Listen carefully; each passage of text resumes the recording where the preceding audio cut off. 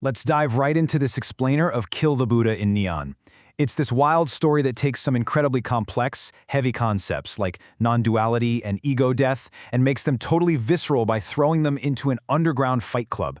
It forces us to look right at the stories we tell ourselves about who we are and what it actually takes to tear those stories down. If you meet the Buddha on the road, kill him. You know, that ancient Zen koan warning practitioners not to get attached to false idols or cozy ideas of enlightenment. But here is the real kicker. What happens when the Buddha is you?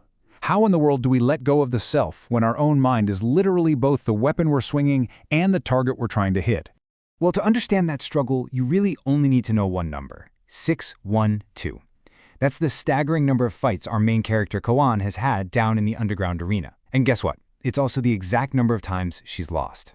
Now, she hasn't lost in the traditional physical sense, because down here, losing just means you're still carrying your ego.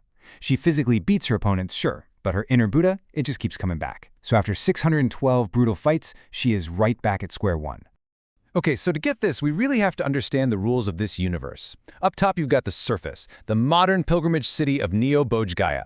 It's totally safe, it's theoretical, and it's basically decorative spirituality, right? You've got millions of people meditating and seeking enlightenment in this really comfortable, commercialized way. But beneath all of that is the underground. It's like this hidden root system beneath the city. And down here, the practice isn't theoretical. It is literal, it's brutal, and it's intensely physical.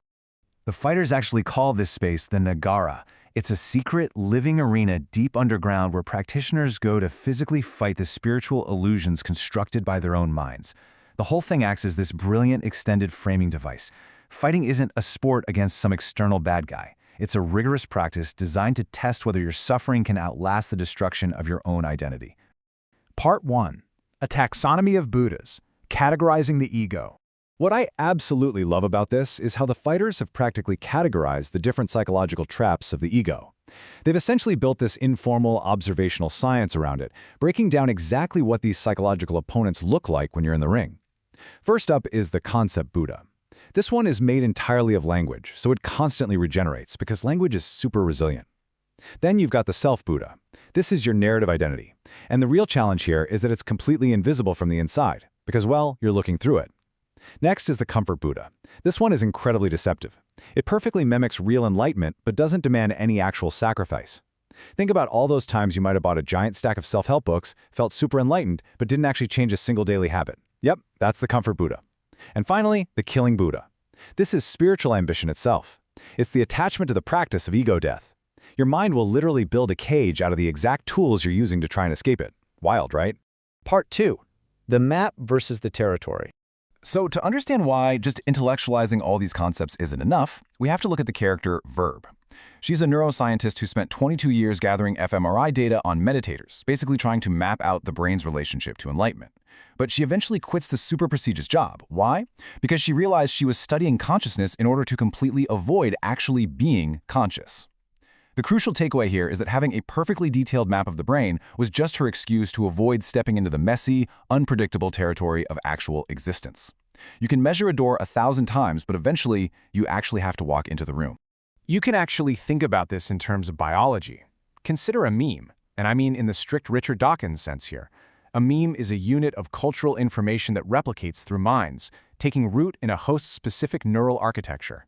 So that means the Buddha you fight down in the Nagara isn't just some abstract philosophical idea floating around. It's a highly specific cultural virus, perfectly fitted to the unique contours of your own beliefs, shaped by your own personal history and trauma. Which brings us to the core dilemma of the whole story. The Buddha is made of you.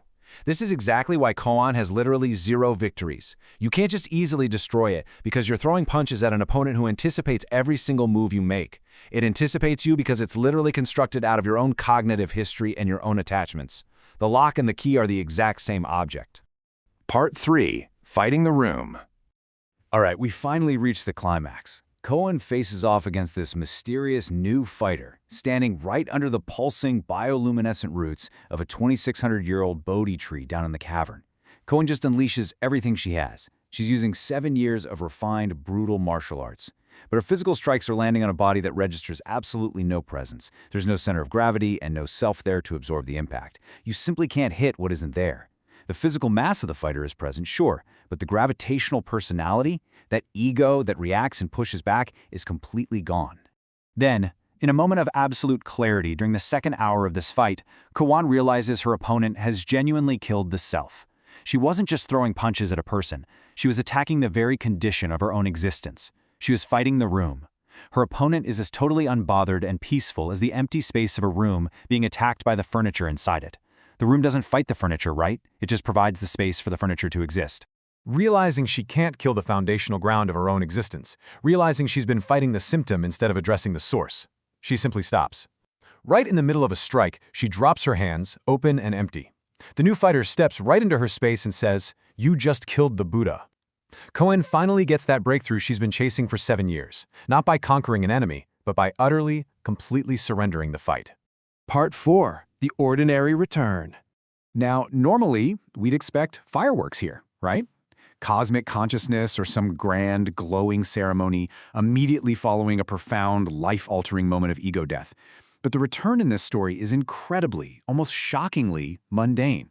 She sits on the cave floor, she eats dense brown bread with the other fighters, she climbs out of the cavern, walks through the humming pre-dawn city, and goes back to her apartment just to listen to the totally familiar sounds of her neighbor, Sung, fixing broken wristwatches. That's it. That is the great spiritual aftermath. And that's exactly the point. The physical reality hasn't been cosmically revised at all.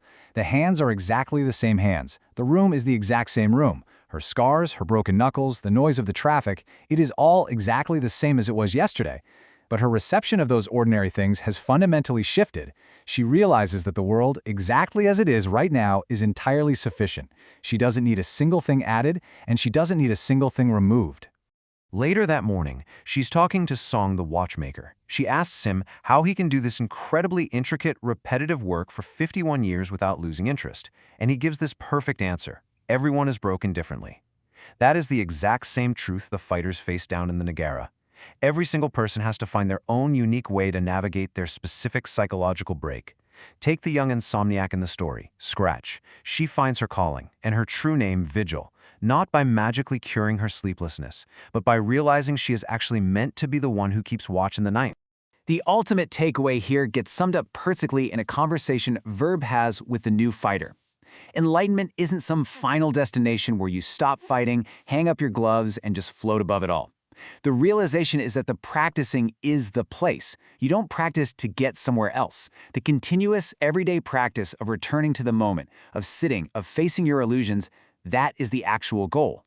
The path itself is the destination.